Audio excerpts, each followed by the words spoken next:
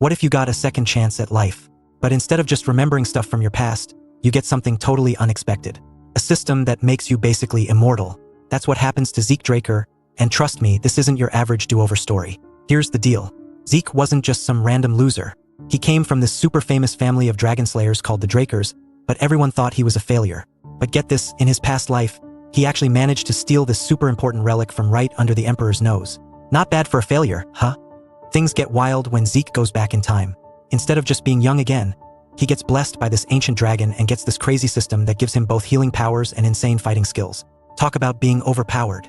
And you better believe he uses these powers to get back at everyone who used to make fun of him. All those bullies who called him trash? Let's just say they're not laughing anymore. This guy goes from being called human scum to making even the strongest fighters look like total newbies. With all these powerful families plotting against each other, his mysterious new powers, and all the dark secrets in his own family, Zeke's about to show everyone why you should never underestimate someone who's got a second shot at life. Get ready for an awesome story full of revenge, comebacks, and totally broken power combinations that'll blow your mind. Oh yeah, before we continue, can I just ask you to like this video and hit the subscribe button? You'll get all the latest manhwa updates and it helps us make more recaps like this. Now on to the story. Alright, here we go. Zeke Draker, defeated but not broken, is in a bad spot. Surrounded and outnumbered, he hears taunts from his enemies, mocking him for thinking he could escape. They demand to know the location of some ancient relic. Zeke's response? He just laughs. Do you think I'd spill my secrets? His attackers, frustrated and hot-headed, call him arrogant. But one of them holds back and suggests calling the main squad first before attacking. They call in that they've captured the Northern Phantom and request reinforcements. With that out of their way, they wonder out loud why Zeke's after the same relic as the Emperor. One of them suggests it's payback time, while waiting for backup to arrive, threatening to make Zeke beg for death. They flip a coin to see who gets to beat him up first, but Zeke's not staying passive. He refuses to just accept defeat, swearing he won't let this end with him powerless. He grits his teeth and emanates a strange healing power. Zeke reflects on his past. He was born into the Draker house, a great dragon-slaying family. He was the family's first failed awakener, a warrior who is able to use aura to enhance their strength. Unable to wield any aura, he was marked a failure. Cast aside and treated like trash, he went to extreme lengths to gain strength and survive. Someone once told him, if you only chase strength, you'll end up with nothing. That's such a load of crap, coming from those who are strong from the beginning. One of the men call heads, and they prepare to strike. But Zeke's already on the move. Facing an opponent with a blade, Zeke rushes forward and slashes at the enemy. Those who are weak will be trampled on by the strong, and all that belongs to them will be taken. That is the truth of this world. After the dust settles, Zeke's still standing, battered but alive. The reinforcements have now arrived. He calmly picks up his arm. His opponents are shocked. Did he just stick his arm back on? They call him an irregular, an abomination. As a last burst, Zeke goes all out, fighting the oncoming swarm with everything he's got. He manages to defeat all of them, but he's now severely injured. Bleeding out, feeling his death close, he's regretful he couldn't get revenge. But at least he managed to nab the relic the Emperor wanted. He holds the relic and it pulses with power. Suddenly, a bright flash bursts from the relic, and a status window appears. It announces that Zeke Strong has awakened an ancient power. An urgent measure has been activated. It asks Zeke if he agrees to it. Zeke tells it to do whatever it wants. A promise of irreversible power? Activated. The scene suddenly shifts. In a bedroom, a young boy looks at the mirror and remarks about how he woke up after the battle looking like this. He's wondering if he went back to the past. Did he actually go back in time? Seeing his reflection, he still feels echoes of his past struggles. This place seems very familiar. He realizes that he's back at the Cradle, the training institution of the Draker House. His mind mulls over the legacy of his family. The Draker House was a dragon-slaying family and was one of the 3 great households. Terrican Draker saved the continent by killing the evil dragon, Bahamut, 1,000 years ago. Since then, Terrican Draker's descendants and bloodline gained the ability to use aura, an ability that helped them become knights. All descendants except for him, Zeke recalls. Just then, a status window appears, announcing an admin system restart. Zeke's shocked and thinks it's an illusion at first. But then messages flash, confirming what's happened. Looks like his soul has merged with the will of the Elder Dragon. He's gained some major authority in the system, and it even welcomes him by name. Intrigued by this status window, Zeke experiments with this magic tool. This low-rank administrator window lists unfamiliar skills, all tied to the ancient dragon's blessing. Like some futuristic game interface, he browses through settings. Zeke figures out he's got the class of healer, equipped with class skills. Class skills? These were draconic terms that weren't used in the current age. He remembers his master telling him all about the classes. People of the ancient world used to group themselves into classes, depending on what they were good at, and each class had their own specialized skills. He also remembers all those grinding drills his master put him through. The status window says he's already a healer. Zeke decides to test it out. He remembers that in his past life, he became a healer in his 20s, after he unlocked the Ether Hall ability. He closes his eyes and activates it briefly and discovers that Ether Hall is already unlocked. Understanding floods in. He may be in this weak 12-year-old body, but his memories and skills learned from his past life are still intact. Zeke decides to find out exactly what tools he has at his disposal. But just then, someone's at Zeke's door. "Master Zeke, may I come in?" A voice calls out. He fumbles around trying to turn the screen off.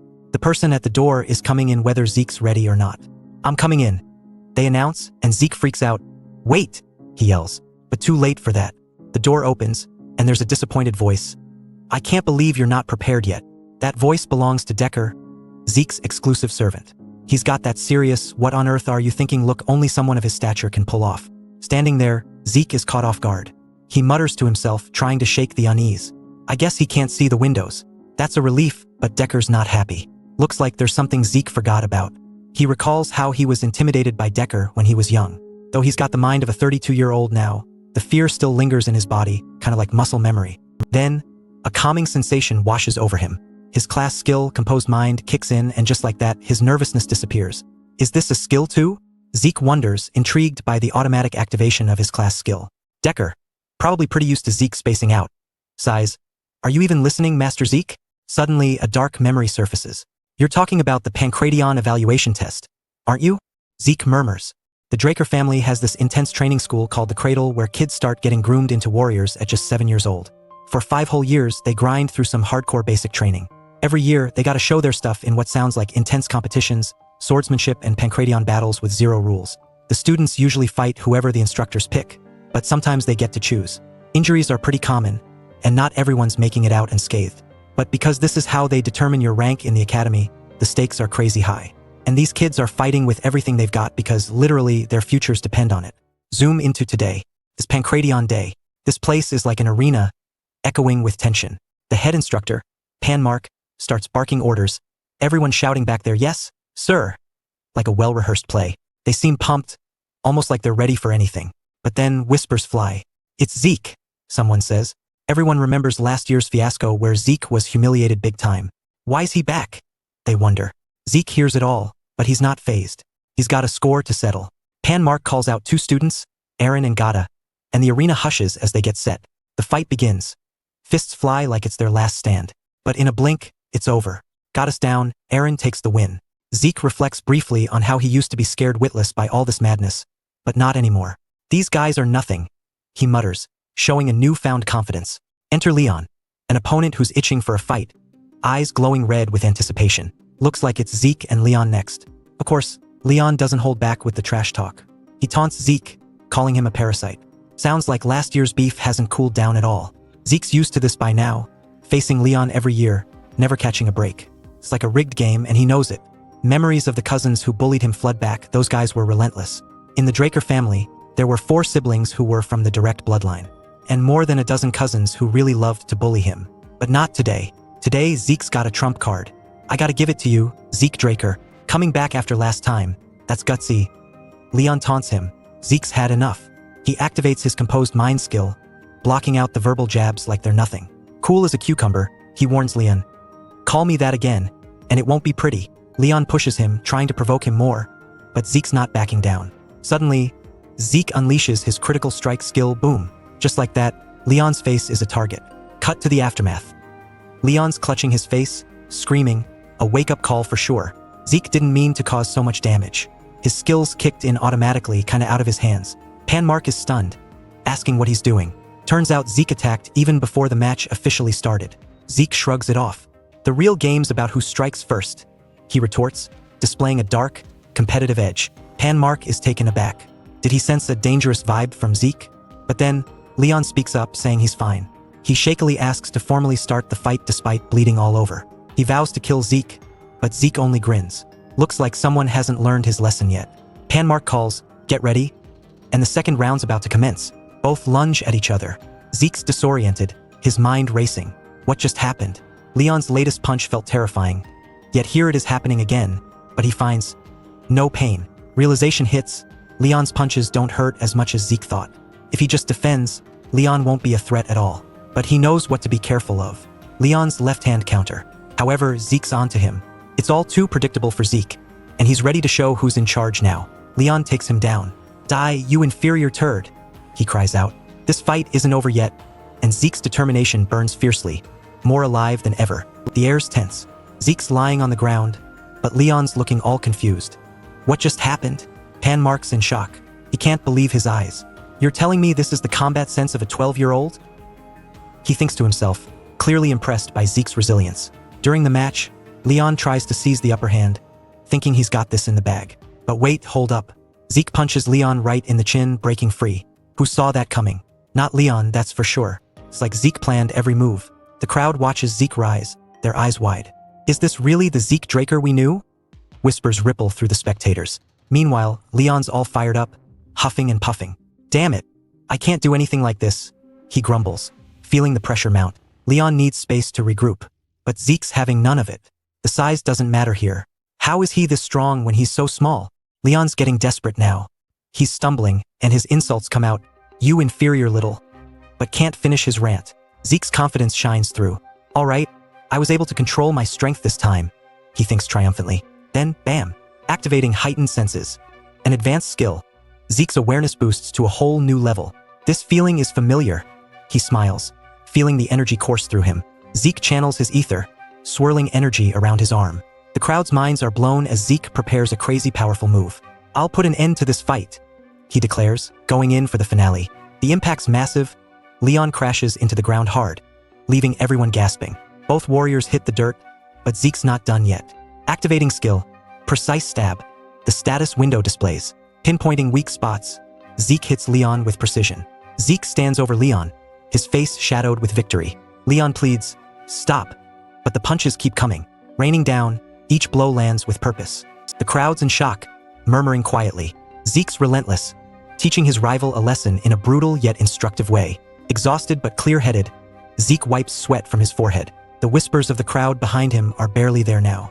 Zeke's turned the tables, and he knows it. Facing his classmates, Zeke challenges them. Stop looking around and come down here if you have something to say. The crowd is buzzing. Jaken Vardek steps forward and calls out to Zeke Draker. It's like he's picking a fight in a schoolyard, eyeballing Zeke with determination. Zeke's cool with it, accepting the challenge with a confident stance. Jaken was another cousin. Zeke thinks facing Jaken alone was a bit boring. He wants more excitement, so he calls out Liam Stone to join him. Liam is Jaken's servant and a formidable opponent. Zeke smirks, finding the setup amusing, thinking this makes it a fair fight now. Jaken fumes, feeling mocked. He demands respect, his pride taking over. Zeke doesn't back down, cheekily admitting his intent to rile up Jaken. Jaken snaps, I'll beat you to death. He's furious now. Zeke is calm as the countdown signals the start. He reflects on the moment. It's interesting seeing him here. Liam, the Mercenary King. Memories of a past life slip through. Liam was Jaken's servant and joined the cradle and the academy with him. But because he was a distant relative, his education was neglected. He became a knight for a small nation, which fell in the war, which led him to eventually become a mercenary. He was able to grow his power and rise up to Red Knight. He even started his own group, the Stone Mercenaries, uniting the strongest factions and becoming the Mercenary King. Later, Liam got hired by the Empire, joining the Continental Wars, and Zeke had to face him as a foe. But things could be different this time, Zeke thinks to himself. The match begins. Jaken charges like a bull, but Zeke's got tricks up his sleeve. He challenges Jaken to bring it on together. Jaken doubts Zeke's intentions, dismissing his words as cheap tricks. Jaken's kick lands, but shock registers on his face. You should have looked properly before kicking, Zeke taunts, his elbow coated with a glowing light. Jaken's frustration is mounting as Zeke keeps finding openings. Zeke's eyes glow with determination. He summons his strength, unleashing an impressive barrage of rapid punches. Zeke's deft movements push Jaken to his limits, catching him off guard. This is why I told you to attack together, Zeke mocks. You alone are not enough, he smiles. Jaken's reached his limits and screams for Liam to destroy Zeke. Zeke sizes up his opponent. This guy was supposed to be 12 years old like him, right? But Liam looks like an absolute unit as he strides into the arena. Armed with long reach, he's a serious threat. Zeke knows he can't let Liam dictate the pace. He's toast if Liam attacks first. He knows he has to take the lead and strike first. His skill/activates. It's an explosive attack meant to disorient his opponent. The crowd gasps, witnessing a unique fighting style that's never been seen before. Yeah, cause it's a northern fighting technique used by people in the Midlands. But Zeke's younger body was at its limits, and he knows it. With Liam's monstrous physique, he can just absorb all attacks without taking much damage. With clenched fists, Zeke is intent to see the match through. He decides it's time to take down Liam's defenses. Liam braces for impact. Zeke releases a major strike, but Liam manages to dodge it. This guy can't even see Zeke's ether. He's got some insane sense. Suddenly, a lockup of fists sends a shockwave, both combatants straining against each other. Liam charges, eyes blazing with fury, shouting with defiance. The clash is brutal, but Zeke delivers a decisive blow that sends him spinning. Zeke grips his side, feeling the impact but not backing down. His class skill, heightened senses, kicks in. It's a game changer. He moves with a speed that catches his adversary off guard. Liam's now caught in a mighty hold. No matter how strong his body is, you can't do much without oxygen in your brain, Zeke thinks. But even deprived of oxygen, Liam still manages to slam Zeke to the ground. In a surprising turn, Liam retaliates, swinging wildly, his fists like cannonballs. This crazy idiot, Zeke thinks but keeps his cool. His eyes glow crimson with adrenaline. It's now a battle of endurance, to see who can last the longest. The crowd watches with bated breath. This fight is something to behold. Even the onlookers are sweating, feeling the heat of the battle. But suddenly, a limp hand drops to the floor, and Liam releases his grip, panting heavily. From the stands, someone's grinning. Taking you down will be so worth it, Zeke Draker, mutters a girl with short girl and a crazy laugh. Zeke is back home, brushing off concerns about his recent injuries. He's like, yeah, I'm fine, trying to play it cool. Decker, his ever-loyal servant, wants to check on Zeke's pulse, probably to see if he's awakened his aura. Zeke hesitates but eventually surrenders his hand to Decker's care. Suddenly, there's this surge of blue energy. Zeke's eyes widen. What the heck is this? Is Decker a blue knight or something? The energy examination is thorough, much more than just checking for awakened energy. Controlling aura to this extent? Yeah, Decker's got skills. Definitely blue knight material. Not all knights in the realm are the same. White swordsman is the novice level. Most kids start off as this at the cradle. Next is yellow swordsman, once you've awakened your aura and opened your dantian. Trainees of the cradle move up to yellow after the blessing rite. Next is purple knight, the level at which you can reinforce your sword with aura. Blue knight is when you can manifest an aura blade. Finally, the max level, which he and Liam the Mercenary King had reached before he regressed, was red knight. There was also the black knight, but there were only a few of those around. Zeke can't help but wonder, how does someone as skilled as Decker end up babysitting him? But he remains confident. No matter, there's no way he can detect my ether. Ether use is super rare and only 2 people in this world can do it, he and his master. But maybe Decker's picking up on it? The tension is real as Decker questioningly says, young master, are you perhaps hiding something? Zeke turns the tables and asks if maybe it was Decker who was hiding something, but then dismisses it all as a joke. But Decker's not buying the sudden personality change, asking Zeke why he's so different now. And boom, Zeke hits him with a revelation. Decker's not asking the right questions. He should be asking why Zeke only changed now. More changes are on the way, and things are gonna fall into place. Decker just needs to follow his lead. Decker seems to understand. Decker announces that the training room he asked for was ready. With thanks, he dismisses the servant. If Decker was a spy, it would be better to keep him close. Alone in the hallway, he's figuring out who could have ordered Decker to watch him. It's probably one of his siblings. He steps into the personal training room, impressed by its luxury. This place is living up to the family name. Before diving into training, he decides to check his system. His status window pops up, showing his current stats. My slash is proficient now, he notes, wondering if using skills makes them stronger. He's trying to figure out how the system works. If he learns a new skill, will it be added on this system? He's wondering what the difference is between a class and a skill. Then there's this draconian skill that's locked, needing 10 karma points to view. What are karma points? Looks like you can earn them by killing monsters. There are monsters in the dungeons, but you'd have to be a purple knight to take them on. He also muses on the ancient relic. Why did he regress to the past and what was this strange system within him? His reflection leaves more questions than answers, but Zeke isn't deterred. If it helps him get strong, he'll use it. Whether it's through the system or his Draker heritage, he'll use everything within his disposal. Let's pause everything and get into a bit of a lore dump. 2 primary powers exist in this world. Knights with aura and mages with mana. They're polar opposites of each other and you can't have both within you. Zeke was unable to awaken either as a kid, but during his wandering days he met his master, who taught him about a third kind of power, ether or the energy of nature. His master taught him how to handle this power. As far as he knows, he and his master are the only ether users in this world. 2 hours later, He's so tired after training and on the verge of collapse. But the status window suddenly appears and activates his healing and recovery skills. Healing was a very rare skill. He didn't even know it existed until he met his master. If people knew about his healing powers, they'd treat him like an outcast. That's why he didn't use it during his fight against Liam. He had to wait until he got back to his room to heal himself. Despite exhaustion, he presses on until dinner time.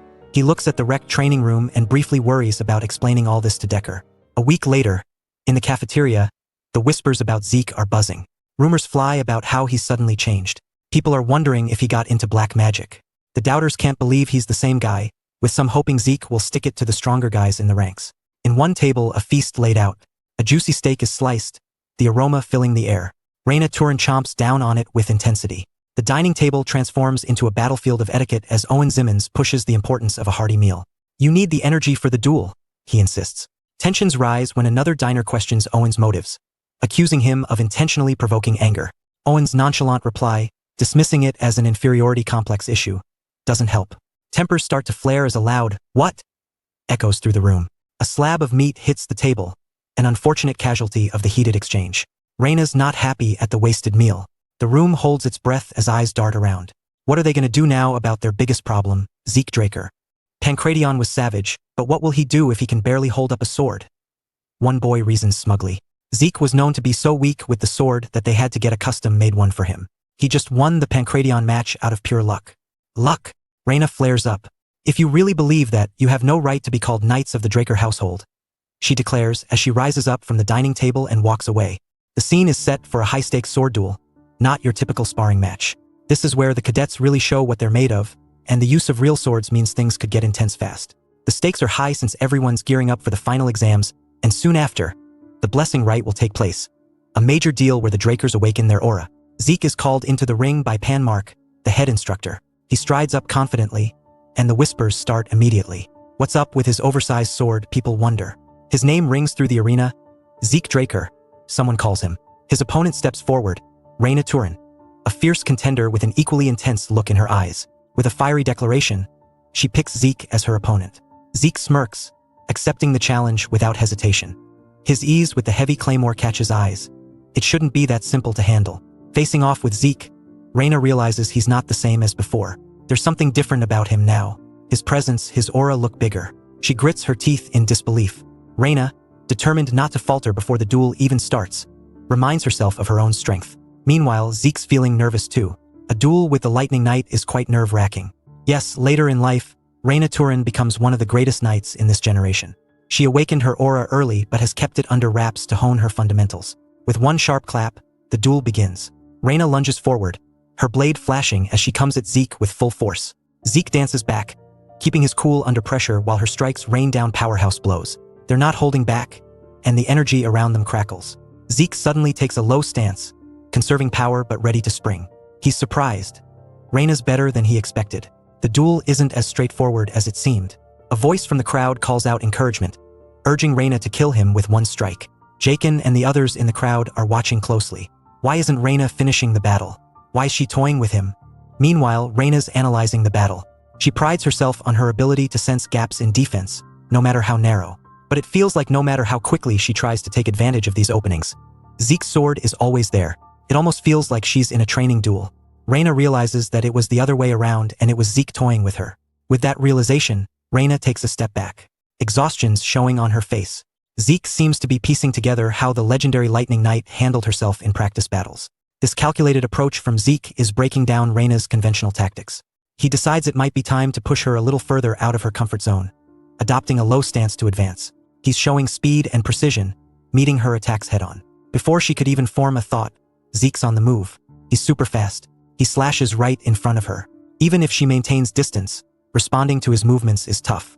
Zeke's rapidly closing the gap with powerful charges. A sudden strike knocks her off balance. Zeke's coming at her like a whirlwind. At that moment, Reina realizes she's finished. Then, there's a flash of blue light, and in a quick pivot, she disarms Zeke, his sword flying with a powerful stroke. The outcome is clear. Reina's won the duel. The audience cheers, as expected of Reina Turin, and she didn't even use her aura. But Panmark is not convinced, though. He notes that at the last moment, Reina used a sliver of aura, a tiny amount that was barely noticeable. Zeke seems to have forced Reina's hand, making her tap into the edge of her true strength. But suddenly, Zeke charges again. This fight isn't over. He punches Reina in the neck, and blood spurts out. The arena is dead silent as Zeke stands over a kneeling Reina. Blood drips from her mouth. Someone shouts angrily, "This is a sword duel." Others back him up, condemning what they see as a cheap attack. Chaos brews as the audience erupts. Voices pierce the air, declaring Reina's victory since Zeke abandoned his sword. "It's a circus out here. Shame on you," resonates like a mantra.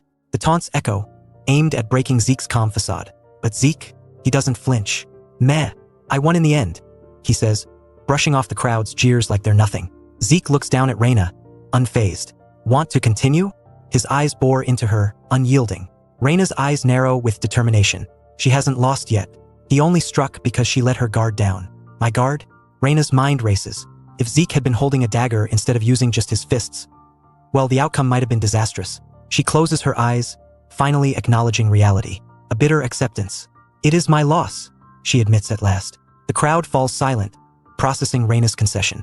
Just days ago, Zeke was labeled human scum, the underdog who stood against expectations. Now he's gripping the sword with a newfound authority. The audience hushed, waiting for the final call. Who would have thought? In the end, Zeke Draker defied the odds, achieving what seemed impossible against Reina, the top student in the cradle. His name rings out in victory, while Reina stands stoically, processing her defeat. The story kicks off with a fiery scene, smoke billowing up around a castle in chaos. The aftermath is brutal, wounded soldiers being carried away, the ground a mess of rubble and fire. Inside, Abel Draker sits calmly, sipping his tea. An air of suspense hangs as William questions Abel's sanity for being so relaxed when everything's falling apart. William reads a note about Zeke's victory over Reina, adding tension to the already thick atmosphere. Abel shrugs it off, teasing William about his seriousness. But then it's back to business. With a plan forming, Abel decides it's time for a visit. A family matter that's always dramatic. Zeke, meanwhile, is back training, unaffected by the shockwaves his previous duel sent through the academy. Zeke's filled with doubt about his past achievements, questioning how he even became a Red Knight before. Checking his status screen, Zeke notes his skills and lack of progress in unlocking his draconian skill, all while sweat drips down his back. Decker pops in, reminding Zeke they're leaving soon. Zeke gears up for a return to his family estate within the Duchy of Troy. Arriving at the Dragon's Nest lair, Zeke's hit with nostalgia and a bit of apprehension. The estate is bustling with activity. It's a full house kind of day. Zeke stands separate from a crowd, getting attention from everyone present. He scans the onlookers, spotting influential figures likely sent by his family to watch him. While pondering on his possible failure in the awakening, he hopes his family just ignores it. A surprise visitor, Abel, throws Zeke off, questioning his presence. Abel shouldn't be here in his past life. Abel greets someone with a smile, making it clear this visit isn't ordinary for him either. With curiosity veiled by mysterious intent, Abel holds his ground. He delights in the arrival of his adorable youngest brother. Zeke's tension rises, recognizing Abel's dual reputation as both the Lion Blade and Butchering Knight. Zeke tries to calm himself, yet the unexpected changes trigger more questions about the future. A chance he didn't foresee presents itself. Excitement bubbles. The blessing rite, an essential Draker tradition, begins. Participants, like Aaron, come forward, one by one, to undergo this magical initiation. Each touch of the sacred water sparks an intense reaction. Energy crackles, and aura flares vividly into existence. Zeke watches the process. Each rite awakens a unique aura, reaffirming the Draker legacy. This ritual is the key to unlocking potential early, compared to regular nights. With curiosity piqued, people speculate about the variations of these awakenings. Amidst the red lights and murmurs of surprised guests, young members emerge stronger. Only those showing specific traits undergo the pure blood awakening. Promptly, a call for gloves, necessary due to mana inhibition, is made. Those proving their pure blood status gain immense power and are bestowed with the Draker name. Now all eyes are on Zeke as the next candidate, the expectations heavy upon him, especially after triumphing over Reina. Standing before the altar again, Zeke's wrapped in a mix of hope and dread. Flashbacks of his last, traumatic experience flood his mind. Yet things aren't the same this time round. The differences, stark and profound. Zeke stands there, deep in thought. He's not just a healer, he can manipulate ether too. He's got more tricks up his sleeve. Remembering that he didn't give up before, he gets to his feet with pure determination. His hands shimmer with power, ether flowing like a second skin. Suddenly, energy rushes around, catching everyone's attention. The spectacle is hard to ignore. Even the armor-standing guard seems to react, surprised by the sudden burst of ether energy. The crowd murmurs in surprise. It stopped. They've never seen such an interruption during the rite before. Zeke feels a snap within him, like something isn't quite right. He expected a change, but is left just mildly disappointed. Perhaps he pushed too hard, becoming overly confident. Whispers run through the room. He failed to awaken? The disbelief is palpable. Gossipers speculate if he tricked his way to beating Reina. This is such a disgrace, they mutter. Zeke just shrugs it off, deciding there are other paths to power beyond an awakening. Suddenly, a message drops in to interrupt his thoughts. Something about a delay in processing class info. Turns out the system had to step in and add missing info via authority. Talk about a glitch. The terminal identifies his talent as a healer, but not just any healer, a rare class healer. He looks shocked. No way! Disbelief written all over his face. Meanwhile, red light floods the altar. A sign of a pure blood awakening, sparking chatter all around. Something clicks in Zeke's mind, a connection made. The ancient dragon's blessing activates, resonating through him. Golden energy swirls faster, enveloping Zeke, drawing eyes from the crowd. Even the onlookers, especially a key figure, are taken aback by this sudden change. It's an unexpected development. Talents merge within him, creating a unique class. Zeke, bewildered by the display, can only mutter, "What the hell?" He's unlocked something completely new, the immortal class. In a hall buzzing with confusion, a golden light steals the show. People are whispering, questioning if it's a pure blood awakening. Zeke stands cool, reading his status but keeping mum, knowing speaking up could backfire. Folks are edgy, wondering if the sword statue went bust. Abel strides in, joking around, trying to lighten the mood. He playfully mentions 2 pure blood awakenings and suggests it's time to party. The crowd's mixed, but some cheer along. Abel orders someone to fetch a glove for Zeke. Zeke's surprised by how heavy it is. He joins the line, moving on to wherever this path leads. Is it gratitude in Abel's eyes? Hard to tell. Zeke knows Abel's agenda, but accepting help isn't sitting well with him. Internally, he's fuming. This feels like crap, he grumbles to himself. The blessing rite wraps up, and cheers ring out. Zeke's not in the party mood though. He'd rather be training. Suddenly, Zeke hears his name. He didn't see that coming, and it stirs up old memories. Abel's shadow looms over him, questioning his escape plan from the party. Zeke's caught off guard by the quick approach. Abel offers a handshake, congratulating Zeke on his so-called pure blood awakening. Zeke's skeptical. Refusing would reveal glaring hostility, so he plays along for now. The imagery shifts to a battlefield, a haunting reminder. A brief hesitation prevails, but Zeke steps back. Abel's amusement isn't missed. He chuckles, noting how awkward it is. I can't shake the scum's hand, thinks Zeke, despising the facade. Abel backs off but promises they'll cross paths again. Zeke internally vows the same with a fierce determination. Later, chatter about Zeke's golden light buzzes around. It's the first time something like this happened, and people are curious about his whereabouts. Alone, Zeke lets out a sigh of relief. Finally, space to breathe. But the question nags. How is he fine without mana inhibition? Turns out, pure bloods are supposed to oppose mana. Yet, the mana lamps are doing just fine. Zeke's mind races. If he was truly a pure blood, taking off the glove would have been a problem. Things have shifted. His past as a rare healer is swapped for an immortal mark. Not mana inhibition, but mana reflection. Zeke reflects on the change, an ancient misinterpretation left unchallenged by family heads. This bronze statue, a relic mislabeling rare classes. His awakening was different. The system bungled, yet now it's clear. Looking at karma points, Zeke muses, did he have these before? Trying to make sense of it all, he unlocks his skills. Dragon Eyes and Might of the Dragon. Devour seems pricey, so Zeke hedges his bets on something obvious. He unlocks Dragon Eyes and Might of the Dragon, pondering their use. For now, he'll stick to Dragon Eyes, less collateral damage. With anticipation, he activates it, ready to see what unfolds next.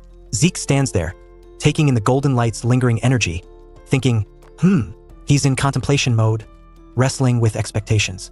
He mutters, I expected more detailed info, but nothing's really changed. It's like he's waiting for the magic to kick in, but nothing much happens. And then, a light bulb moment. Wait, suddenly, there's this wild fiery aura around him, like his eyes are on fire.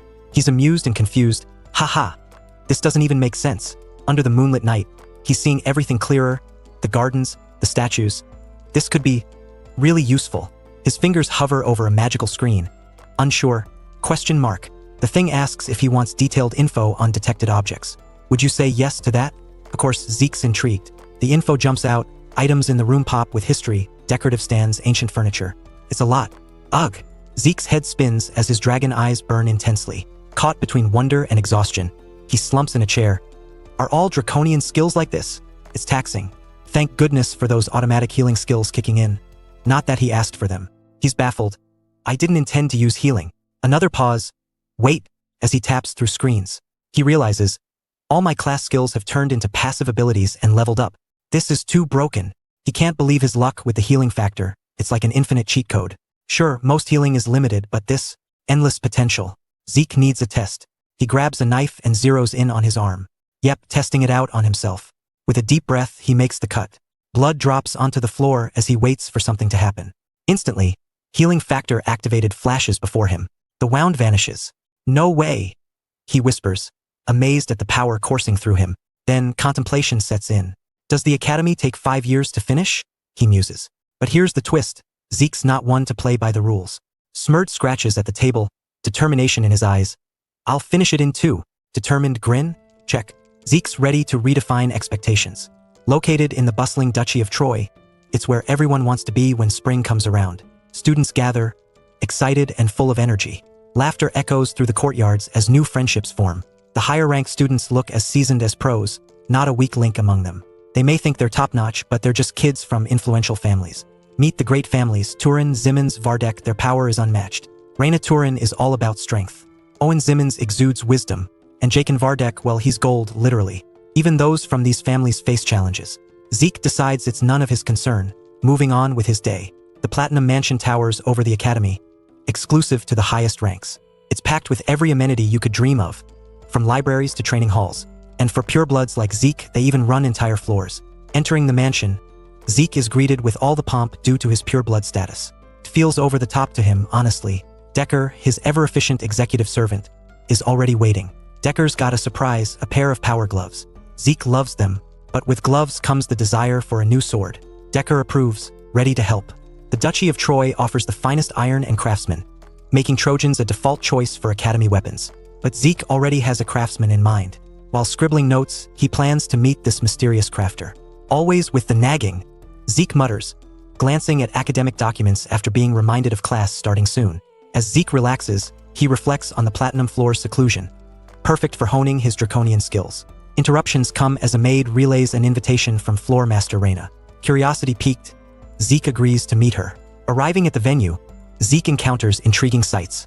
His humor comes out, playfully teasing the scene. Raina introduces herself warmly, smoothing any tension. They'll talk business post-meal. Meanwhile, Zeke contemplates her potential as the Lightning Knight. It's frustrating to see her struggle. Finishing their massive meal, Raina cuts to the chase.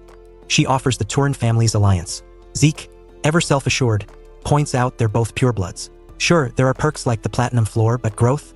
That's an individual journey. Raina discusses the Academy's repository of knowledge and the importance of support families to enhance abilities. Even Abel Draker, a young prodigy, leaned on the Zimmons family. Yet, Raina's family has an extended support to Zeke. Intrigue thickens. Raina presses the offer again, but Zeke stands firm with a blunt no, leaving Raina baffled. Zeke insists he has enough from his status. As thanks for the meal, he imparts a piece of advice. Raina's swordsmanship is strong, but a little unrefined. Perhaps she's overthinking. Zeke walks away, hints of wisdom lingering in his words. Listen well, Raina. Zeke drops some wisdom on Raina, saying her greatest strength is in her flexibility. He tells her to avoid taking attacks head-on and instead, to cast them aside smoothly. He emphasizes delivering a precise, delicate strike when the moment's right. If she masters that, she could become way stronger than she is now. As Zeke leaves, he casually thanks Raina for the meal, probably more metaphorical than literal. Raina clenches her fist, frustration bubbling up. She's been following her family's traditional strength-first approach. Defensively, she argues against the idea she's too conscious of other people's opinions. But she soon realizes Zeke's right. Her obsession with living up to the Turin name ended up influencing her sword style without her even realizing it. Zeke saw this clearly, and now Raina's left pondering his unexpected insight. Reflecting on her past, Raina thinks about how everyone always praised her for being a genius when she was young, but no one gave her real, useful advice. There's a leaf, a symbol of change perhaps, floating gently as the realization dawns. Holding the leaf tight, Raina looks determined, her expression a mix of awe and resolve. Zeke's feeling pumped. His new class skills are off the charts. He can't believe he's totally fine, even after an all-night training session. It's clear his class skill, Infinite Stamina, is living up to its name. No fatigue for this guy. He reflects on how different life is now. Once, he saw this academy as hell. But now, as a pure-blood awakener, it's like heaven on earth. Sure, money and power aren't everything, but this feeling? Priceless. As he strides along, heads turn his way. Zeke Draker, someone calls. It's Owen Zimmons, third son of the Zimmons family, from one of the three great families. Scheming is a Zimmons specialty. He remembers being bullied relentlessly by Owen, while he always kept his own hands clean. Owen's all friendly now, asking if Zeke got his dinner invite. Zeke plays it cool, casually mentioning an envelope he found on his desk. Owen presses on, asking why he didn't reply. Zeke decides to shake things up, replying arrogantly, "Why do I have to reply to every single invitation?" But before this can go on, someone steps forward. It's one of Owen's guys, and he's accusing Zeke of being rude. Zeke's just unimpressed. "Who are you?" With a smirk, he boasts that his nickname is Durbin the Mighty. Zeke's not even pretending to care. This cadet with an ego is nothing new. Zeke tells him off with a wave and no real interest. As he walks away, he's attacked from behind without warning, but he easily dodges it. It seems high-ranking students can do basic aura manipulation, but Zeke's not fazed. He's seen better. Durbin the Mighty screams about teaching him some manners. Durbin the Mighty? Zeke snickers at the ridiculousness of a lowly cadet giving himself a pseudonym. Before anyone could react, Zeke launches and lands a massive punch. That sends Durbin flying. "So, who's next?" he taunts. "Hurry up and pick, young Master Owen," he taunts. The two lock eyes for a few seconds. "You sure like to bask in your own glory, Zeke Draker," Owen mutters. But Zeke's not backing down. "What a joke," he replies, walking away. At the academy, the students are divided into several classes. The normal class, who grind hard and follow a strict regimen day in and day out, and the special class, the elites who get to choose which subjects to take freely. Zeke had hoped the special class would mean more, yet finds himself surrounded by mediocrity. In class, he listens to their chatter and can't help but think it's just the cradle class all over again. Today, there's a buzz about someone special visiting. Howard Draker, the so-called war hero, enters. He's hailed for his past victories. Howard Draker is dean of the academy, and he greets the class warmly. But Zeke knows the truth. Howard's no hero, just a lucky traitor. The intel he leaked to the enemy to save his behind just happened to throw the enemy into chaos. Zeke's eyes narrow as he recalls how this so-called hero was involved in getting him expelled. Because of that, he ended up wandering across the Duchy of Troy, where he eventually got caught and sold off to slave traders. Revenge is on the horizon. Howard wraps up, leaving the students with his words. The students are ordered to take their swords and head to the arena. They march to the special class indoor arena for dragon-slaying basics. Zeke reflects on his past. Because he couldn't use aura, it took him forever to learn what others did in months. He laughs to himself. It won't be like that this time around. They're welcomed by their instructor, Andre Draker, also known as the Rose Knight. The students are curious, some impressed by his age and title. Andre wasn't a pureblood, but because of his incredible genius, he was awarded the Draker name when he graduated. Zeke remembers that this dude was rather famous for his inflexible personality. His authoritative presence and no-nonsense reputation set the tone. As he tells some students off, everyone's told to whip out their swords, and the sound of metal fills the room. Andre notices something. "Cadet, what's that sword?" he calls out to Zeke. Zeke whirls his sword around. He nonchalantly holds it up, basically saying, "Yeah, this is what I'm using. Step onto the arena," Andre orders. The instructor points out the obvious, that the sword doesn't match the cadet's physique. But Zeke, he expected this. Turns out he's been planning to stand out, deliberately drawing attention. He shrugs it off, thinking there's no way around it. And then, boom, Zeke drops a casual bomb. He's confident he could take on the instructor with his sword. Right on cue, the instructor's eyes flare up. Zeke's class skill, indomitable mental defense, activates in the presence of such a strong knight. Taking the bait, Andre accepts the challenge. He draws his sword while announcing that if Zeke's blade so much as touches his body, he'll exempt him from punishment. The aura around the instructor intensifies, a swirling mass of power. But that's not all. He'll also exempt Zeke from the Dragon-Slaying Basics class as well. Zeke grins at the thought of getting exempted from this class. Inside, Zeke knows he can beat Andre, but he has to be wary to keep his real strength a secret from Abel. Zeke gets his game face on and the clash begins. Andre's skidding back from the force. Their swords blaze with intensity. Every swing, every block packed with raw strength. Andre seems untouchable, the perfect knight, matching Zeke move for move. Zeke realizes it won't be as easy as he thought. 30 minutes in, and Zeke hasn't even nicked Andre yet. Talk about pressure. But unknown to the ground, Andre's sword hand is starting to tremble. He can't believe the Zeke stamina. He can't believe he's losing to this cadet, and reflects about how the existence of these purebloods is truly unfair. On the other side of the arena, Zeke reflects on Andre's diminishing stamina. Suppressing his aura is taking its toll. Zeke reflects on the Draker's peculiar aura method. The aura is activated 24/7, even while eating or sleeping. It's almost like breathing. In other words, for someone like Andre, suppressing his aura is like holding his breath, which depletes a lot of his stamina. Zeke's strike is again repelled. Losing at this stage doesn't feel right to him. Maybe, just maybe, he can push Andre to unknowingly use his aura. Zeke steps up the game, trying to create a situation that will make Andre use his aura unconsciously. In this mad dance, Zeke's looking for that opening. And then it happens. Swift as an arrow flying through the storm, aura explodes. It stops Andre in his tracks. The status window declares, Swift steps activated, and Zeke weaves his way around the arena. Andre is shocked. Next, the critical strike skill is activated, and he comes up from behind. Andre barely has enough time to react. He counters, purely on instinct, and activates his dragon-slaying arts. Sky Strike. This is exactly what Zeke planned, and he receives the blow with a smile. Waves of force ripple out, the air thick with suspense. Bystanders are left wholly mystified, their shock palpable. Zeke, gripping his weapon now fractured, grimaces against pain that jolts through him, but his healing factor kicks in. Now I can collapse, he thinks, breathing relief. He hits the ground, spent from his duel. Andre acknowledges Zeke's prowess. Everyone's witnessing the stir caused by this cadet. As dust settles, it's decided, Zeke's exempt from further classes. Any other takers? Calls Andre, silence echoing his request. With eyes blazing, Andre resumes lecturing the class.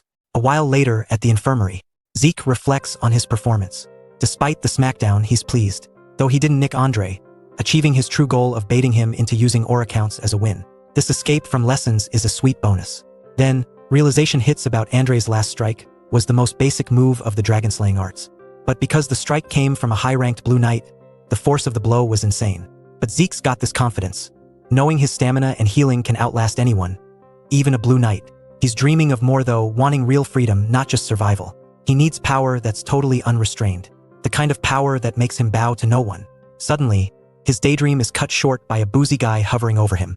His brain's like, what the heck? This dude's chatting on about Zeke being Arthur's youngest son. You've got the same arrogant eyes as that bastard. He grins. Zeke's mind races. He's shocked he didn't even sense the guy enter, booze stench and all. And he even dare insult his father, patriarch of the Draker family. Who was this guy? Boozy guy wants to know how Zeke did that thing earlier. Zeke's not sure what he means. Feigning ignorance. Gosh. The drunk dude mutters, slamming his bottle on the table. Zeke had a nasty internal wound earlier, but it healed fast. How did he do that? Looks like he's caught on to Zeke's healing abilities.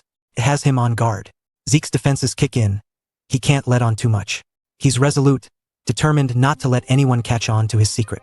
I don't know what you're talking about, he answers innocently. Suddenly, out of nowhere, a hand slices through. His body reacts on instinct, moving to counter an unexpected move. Chaos erupts. Zeke tumbles across the room, thinking this guy's an assassin. He throws the sheets to blind the man, which leaves him ironically admiring Zeke's skills. Swift steps, precise stab, and critical strike, his skills activate one by one. His instincts are screaming that if he does nothing, this dude's gonna end up killing him. He's still covered by the sheet, but he manages to stop Zeke's attack. Your adaptability is impressive. Almost like a mercenary. The dude smiles, with a weird glow in his eyes. The big question hangs. Who on earth is this guy? Really? Just who the hell is he? And what's with all this mercenary talk? Questions swirl. Does this dude know Zeke's secrets? I think you're more suited to be a mercenary than a knight, the guy says. So that's what he meant. Zeke breathes a sigh of relief, but it's not over yet.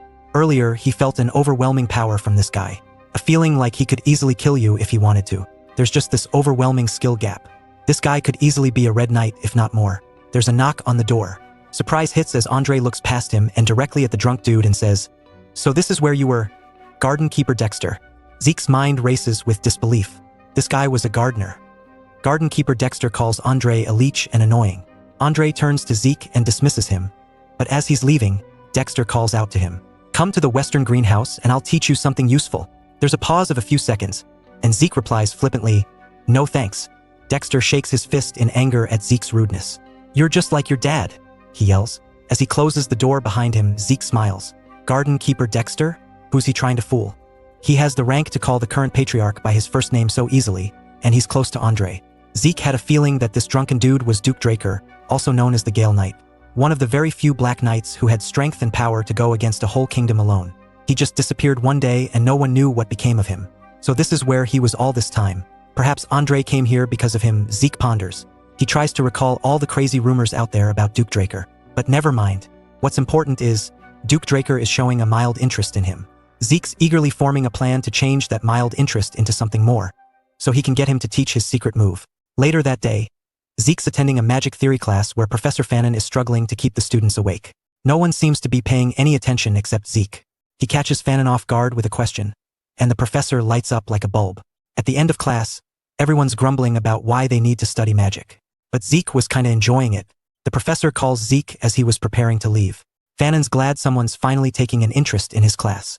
Turns out, Fanon's got a prestigious background, the Delphoa Magic University. Zeke realizes that Fanon's no ordinary mage. They exchange a few more words and Zeke gets an invite to visit him in his lab anytime. Nothing bad about having a mage as a good friend. He might be useful someday. As Zeke steps out of the building, he notices Gardener Dexter dozing off nearby. He's more impatient than Zeke thought. It's only been a week since the invite. Why didn't you come to the greenhouse? He asks. Didn't Zeke understand what he meant about teaching him some useful things? But Zeke claims he's not interested in the useful things Dexter's offering. What? Why? Dexter flies off the handle. Zeke tries to make up some lame excuse, but Dexter's just about had it. He zooms up behind Zeke and gives him a chop to the neck. The next thing Zeke knows, he's been transported to the greenhouse. You up, kid? Dexter calls out. Did you abduct me? Zeke blurts. Dexter admits it quite cheerfully too. Zeke's surprised at the audacity. He's not even trying to hide it. Activating his skill, Swift Steps, Zeke makes his escape. But just as he thinks he's got a grip, Dexter twists the narrative with a cheeky peekaboo. He tries to dodge, but Dexter's right there. He tries to escape again, but Dexter pushes him like a rag doll. Dexter's still not taking him seriously. He needs something to light the fire. He asks Dexter why he's so interested in him. Turns out it's his incredible healing skills. Quick smirk from Zeke. Finally, some insight into what's bothering Dexter. He turns it into another challenge. If you're that curious, make me answer you, Zeke taunts. Suddenly, Dexter vanishes into thin air, leaving Zeke scanning the clearing. Zeke's left wondering where the elusive garden keeper's gone off to now. Suddenly, Dexter's reappearing trick comes with a whoosh of a weapon, drawing dangerously close. Zeke barely ducks, feeling the rush of air by his head. The weapon's strike is relentless, but Zeke's got moves of his own, deflecting and avoiding it with every ounce of skill he's got. Fists clenching, Zeke's pushed into action.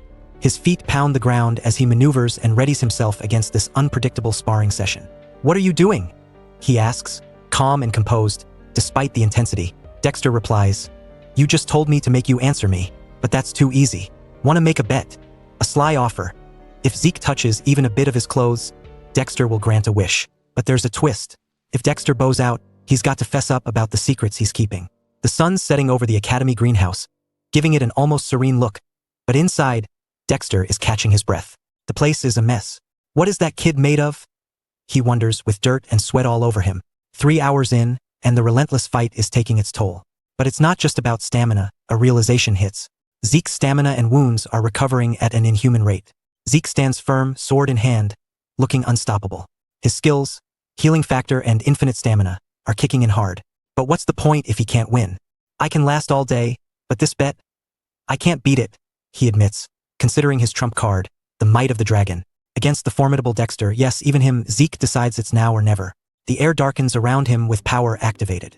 Let's keep going, he says, giving Dexter a steely gaze that's got to be more than intimidating to the guy. Zeke dives into a whirlwind of attacks, activating skills left and right. Swift movements make him a blur, but Dexter's noticing a pattern. This kid, he's something else, Dexter thinks, fascinated by Zeke's stubbornness. Dexter then considers using just a bit of his aura. Zeke's tempted to counter with his secret weapon, Might of the Dragon, unleashing unseen force. They clash, chaos erupting around them. The dust settles and Dexter wonders, did he block my vision, or did I misjudge him? He's unsure, Zeke's swiftness proving tricky to follow. Reaction time sliced down. A swift blow shocks him. A secret move, maybe? Back they go into the fray, swords slicing the air. Zeke's giving it his all, pushing Dexter back. But who knew Dexter's evasive maneuvers were this good? Suddenly, a gust knocks Zeke off his feet. Is this Duke's secret move? Maybe? Is this why he's famously called the Gale Knight? Yeah, the name fits. Time to re-strategize, Zeke thinks, watching Duke carefully, a determined fire in his eyes. He has to prove his worth, prove he can hang with the big dogs. Face to face, their struggle is neck and neck. Dexter throws a playful line, calling it a draw, but the fight's far from over. Zeke's weakened, but his determination's still burning. Then, abrupt exhaustion. System warnings blare, signaling Zeke is done for. Even with overused skills, he fought with all he had. Like master, Like Disciple, Zeke muses, admitting defeat but gaining valuable insights. Left in the haze of battle, reality blurs away as consciousness drifts off. The world comes back to him slowly, as he wakes up in the ornate surroundings of his own room. Was it all a dream? Confusion melds with clarity. He almost won, still unsure about some aspects, but he'll get there.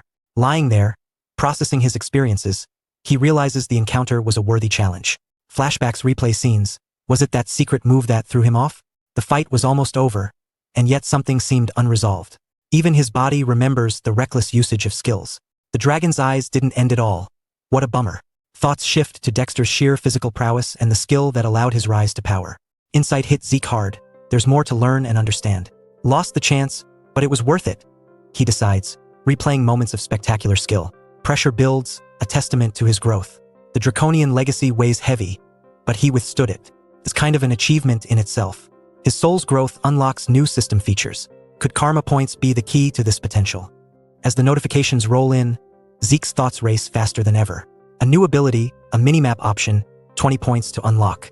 Zeke's mulling over his newfound powers when he stumbles upon a menu. It's chock full of intriguing options, but they're locked tight unless he forks out some points. With only 40 karma points to burn, he's got some tough choices to make.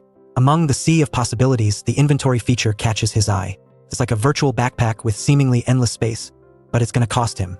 Curiosity piqued, Zeke decides to test out this inventory thing.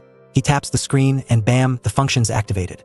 Anything he wants to stash away just needs a simple touch or thought, and it's safely tucked into the void. He's practically giddy with possibilities as he starts selecting items around him, mentally storing them like magic. Zeke's eyes fall on his trusty claymore. Takes a bit of focus, but he manages to whisk it into his new virtual vault. Not without a bit of a mental chant, though. Save, save, save. He's clearly getting into this innovative storage game. The claymore vanishes, neatly occupying a couple of sections in his inventory grid. Yeah, it's space hungry. Understanding clicks in Zeke's mind.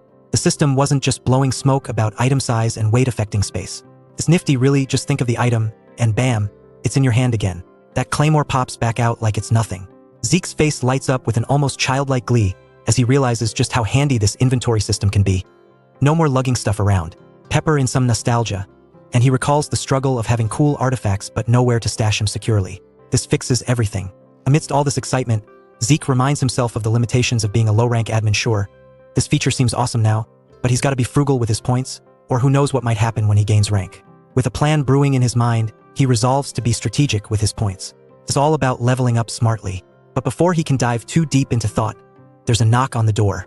It's Decker with news of a message. Turns out this message is from none other than Garden Keeper Dexter. Zeke's eyebrow shoots up, curiosity piqued. What could Dexter possibly want now? Zeke's handed an invitation that practically smells of challenge. Kid, if you want to challenge me again, come whenever, it boldly declares. Dexter's note is delightfully cryptic, and Zeke can't help but replay the encounter in his head. Let's call this a draw, Dexter had said, leaving Zeke wondering if that's truly what Dexter thinks. Either way, Zeke's spirits lift. This isn't over. It's more like the door's still ajar for another round. An opportunity knocking he's super eager to answer. Just as Zeke's winding up, Decker mentions some final bit of news. Something about finding the blacksmith he mentioned before, only there's a snag. Apparently, the blacksmith's flat out refused the appointment. Zeke's baffled. What? Why? Turns out this isn't some simple flake out. The story is this blacksmith's hung up his hammer. Done making weapons, goodbye to the forge and all that. Zeke's gears start turning again. With more questions than answers, you can bet he's ready to get to the bottom of this hiccup. Zeke steps off the carriage, taking in the familiar sight of the old workshop. It's been a while, he mutters, almost feeling the echoes of the past. The sign above reads Papner's Breath, a name grander than the rundown place now suggests. He swings open the creaky door, calling out, "Anyone in?" The silence and scattered debris greet him.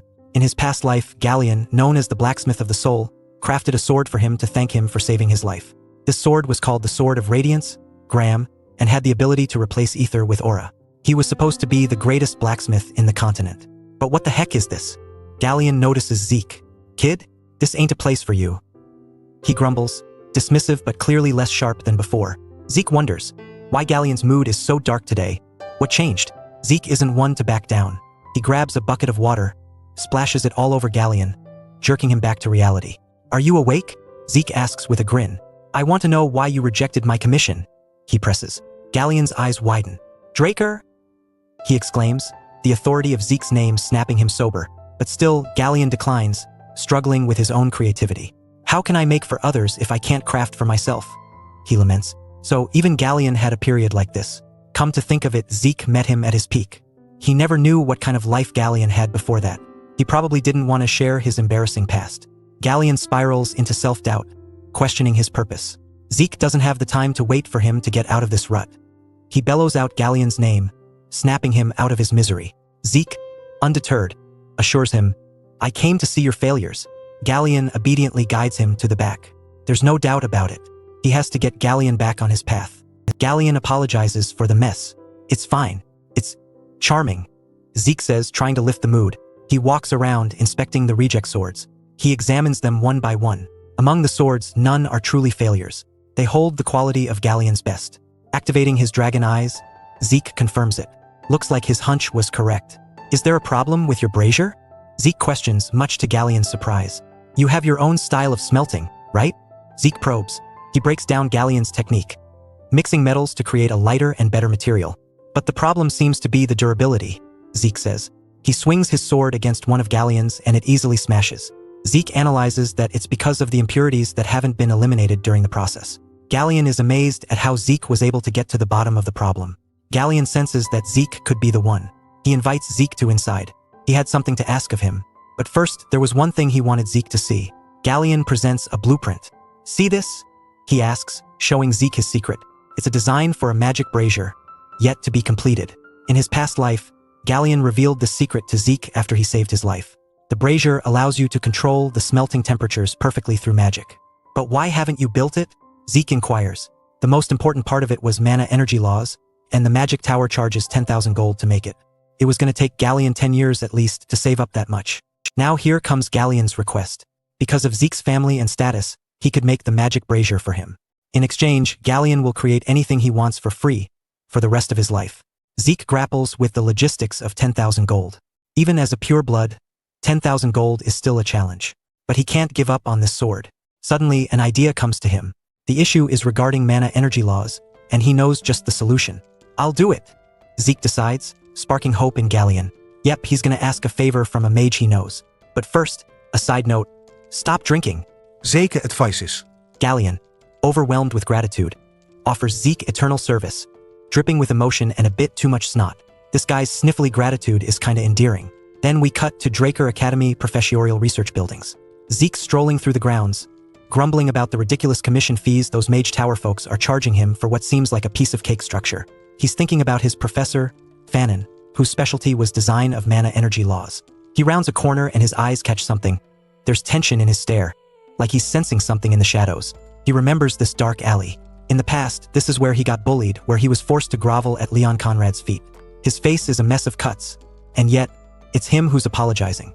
But it's only met with more beating and more bullying. Zeke remembers every excruciating detail through gritted teeth. And now, back in the present, he hears familiar sounds. Looks like Leon's up to his old tricks. He calls the poor kid vermin, and whines that Zeke was the same. A golden light reaction? A pure blood awakening that surpassed all the others? He growls. All the pent-up anger he has for Zeke is channeled into the poor kid. He still can't accept that he was beaten by Zeke in their match. He's still blaming that surprise attack. But how did vermin who beat him by pure luck end up a pure blood awakener? Leon's rage knows no bounds. Oh hey, Freckle, Zeke calls out. He asks if Leon's already got his replacement lined up. He suddenly turns ominously quiet, and then his eyes blaze with fire. I'll give you 3 seconds, so you better plant your heads onto the ground. Your likes help Benza make more juicy content. Go on and hit that bell icon. Peace, send him out.